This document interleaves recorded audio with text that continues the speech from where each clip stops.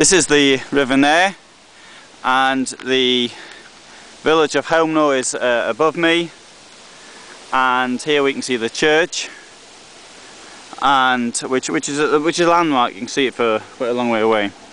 Behind the church stood the manor house, which was built around 1870 or thereabouts. It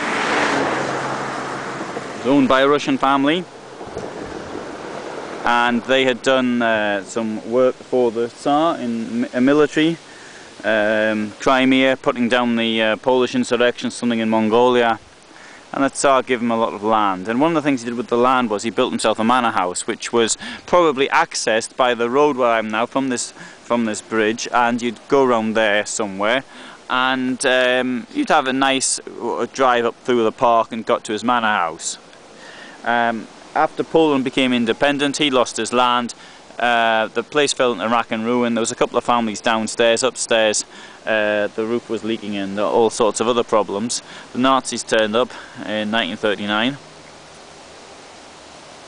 and somehow they had the idea of turning it into a death camp, and which they did as of the 8th of December 1941.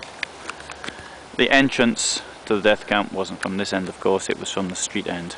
It was from the tradesman entrance, which was at the back. Not the long, drawn-out entrance that you'd have coming around this way through the park and what have you, but directly from the street.